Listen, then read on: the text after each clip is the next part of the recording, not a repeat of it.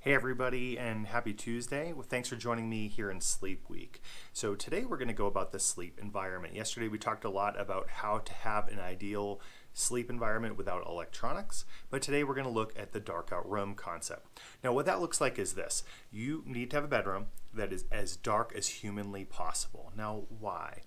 Your brain is flooded with melatonin in dark and cool environments. I'm going to go into great detail on the temperature later in this week, but for now, understand you need a dark environment.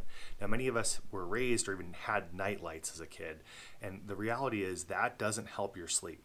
The darker the room is, the more your brain is programmed to dump that melatonin, which gives you the deep, restful sleep. Now this comes probably from our ancestors when they knew awake when it's light, dark when sleep when it's dark.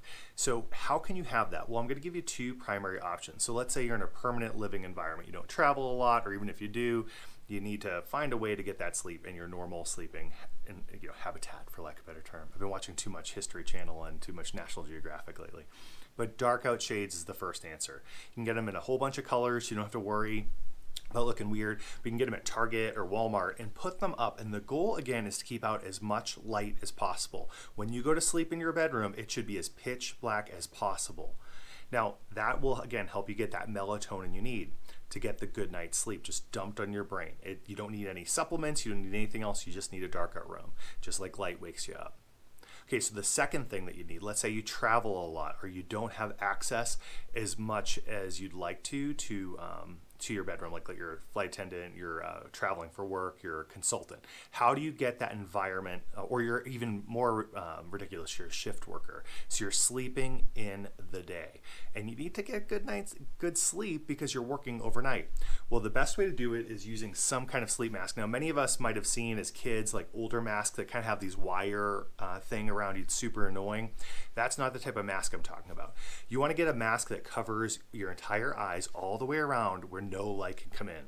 Now this is used best in combination in a room without electronics, with dark out shades. You want to get your environment as dark as possible. But this here works great. Now it's Sleep Master. This is beat up. You can find other ones at Amazon. Look up Sleep Mask, and it's just a way to do it. What this does is it muffles sound to your ears, but not so much that you can't hear something going on.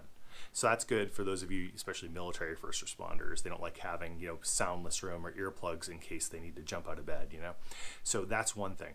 Two, though, the complete darkness of this, and it's kind of comfortable, is you can have this wherever you are. So you're in a hotel room with light coming in, you're sleeping during the day, super easy to put on, and it's also pretty comfortable. I'm uber anal retentive when it comes to these kind of things, and the Sleep Master one is the best one I've used personally. But again, there's a number of them. If you go on Amazon and put Sleep Master, you'll see some with other reviews and so forth.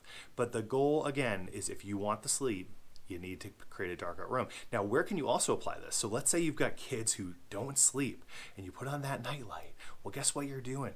That little bit of light is actually stimulating or limiting the hormone production of melatonin. So if you have a child that's not sleeping and you're like, oh my gosh, I've tried everything and all the voodoo witch magic. Well, what you should do is go and get some blackout shades, make that room as dark as possible. Don't put a mask on the baby. I didn't say that. Unless they've been bad. Just kidding, I'm kidding. But put on some dark out shades in their room and make it as dark as possible and watch what happens. Many times you can do this even with children who might even be a little bit afraid of the dark, a little bit older kids. They sleep so much better and so much longer. So give it a go. Try creating a dark out environment. Join me the rest of the week. We're going to get really practical with sleep all week long. And if you need just a summary of this, it'll be in the highlights. But thank you so much for watching. Please share this with your friends and have a great day. Bye.